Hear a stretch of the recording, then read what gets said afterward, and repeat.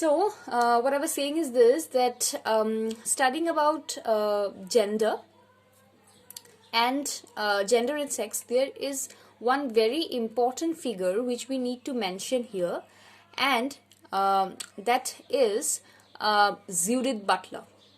Okay, and her book, which is going to be the central focus of our discussion, that is Gender Trouble. Okay, so if after second sex, if after Simone de Beauvoir, if there is another very important figure which needs our attention and focus here, that is Judith Butler. Along with that, there are another few things which I am going to touch just because you have already studied, that is gynocriticism, écriture féminine.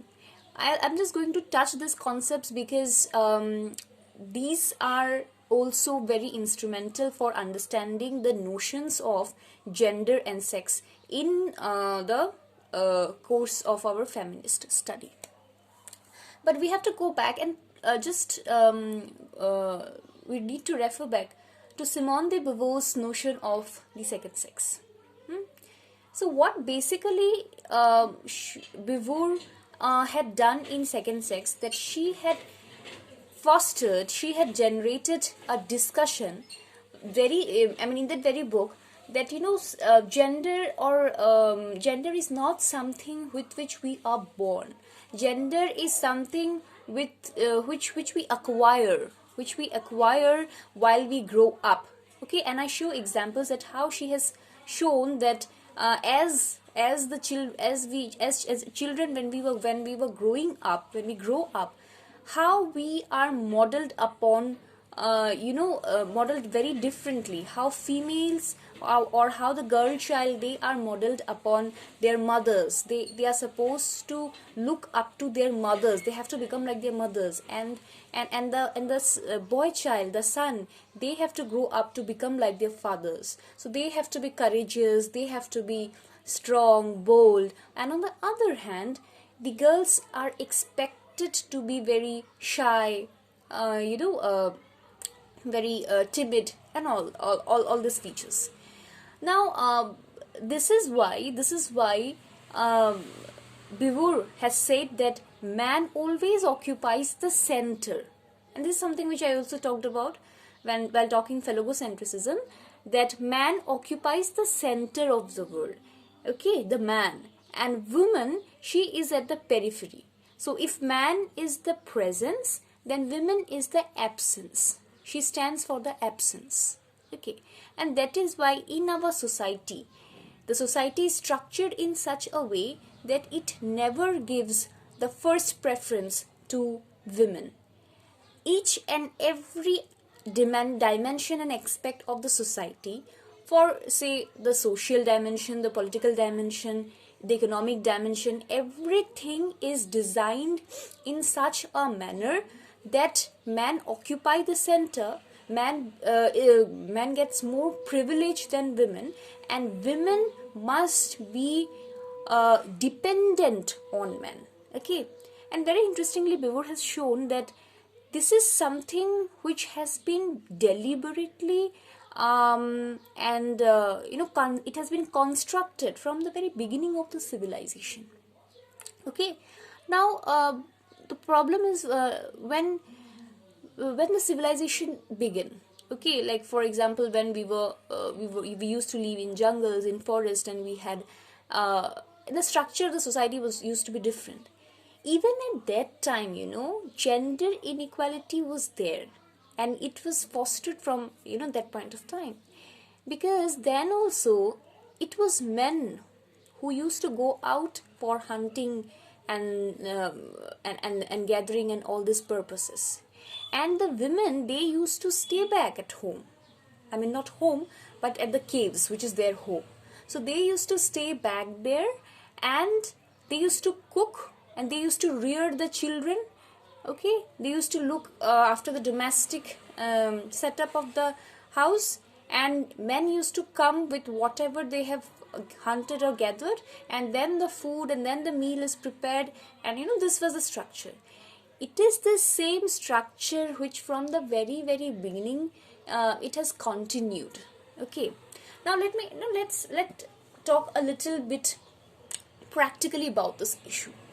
Now, Beauvoir has actually said, and Butler also has mentioned, agreed upon the same point, that why this difference? Why it is the difference that women are, even they are doing, they are participating in the household, but still, why the position is the second? Okay, and why the functions, they are so predestined and predetermined. As I told you in my last class, that before we are born, before we enter into the structure of the society has already prescribed and designed a structure for us in terms of our gender, and we are only supposed to grow up and perform the roles. So why this thing has happened? Now, basically, the reason is, probably in our biology. If you ask people who are not feminists, probably they will give you a simple reason. And even if you ask your grandparents, your grandmother, that why this structure? Why there can't be a role reversal? Why can't women go out and work and men can stay back at home and cook? So why can't this happen? Okay, it is the situation is, yes, women are going out and they are working, but and men are also staying back, but this has happened now. But this is not the norm. I am saying that why it can't be the norm, that there can be a role reversal, complete role reversal, where women are going out to work and men are staying back and looking the children in household. Then the question is, actually, they will say, they will justify it, that the main reason of this division of labor is because of the biological design of the bodies of men and women. Men and women, they are born with a body system and a structure which enable them for a special kind of task, and which is, up to an extent, it is correct. Okay, because men cannot rear children, they can't give birth to children, which only women can do. Okay, till now, till now, this is the system, that that women, they are giving birth to the children. Now the question is, when they are doing this, the child, when he was born or she was born, then he or she is very much attached with the mother, because the mother has to do the breastfeeding for 6 months or whatever. Now, the entire thing is processed and designed in such a manner that women needs to stay back at home. They have to look after the children, which a father doesn't require to do, because he's not giving birth to a child physically. Not the way in which women is doing. So women not only has to carry the baby for 9 months, but she has to look after the child. Even after that, she has to breastfeed the child, and so many other responsibilities are there. Okay, and because women's body is designed in such a manner, it is regarded biologically that men have more strength, probably physically, in comparison to women. So even this notion has also been challenged as women participate in various sports. So they will say that this is because of this biological difference. The biological difference, that the manifestation can also be seen in the social and cultural spheres and dimensions of the society, and this is why all the divisions they have been created. Okay, so this is where at this point Beauvoir is actually talking, and she has taken up this discussion. Now come back to Judith Butler. Okay, now Butler wrote a book, and the name of the book is Gender Trouble.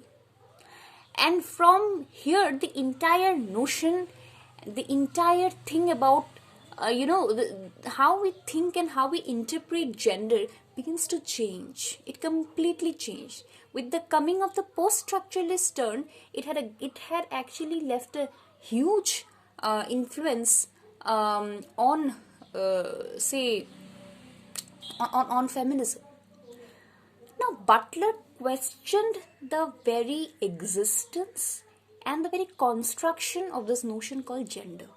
Okay, and she again she had this few question that can we say that we are born with gender at this point? I mean, at this point of time, she's similar to Beauvoir by questioning that can we say that we are born with a gender, or is it that a gender is thrown upon us and we just acquire it?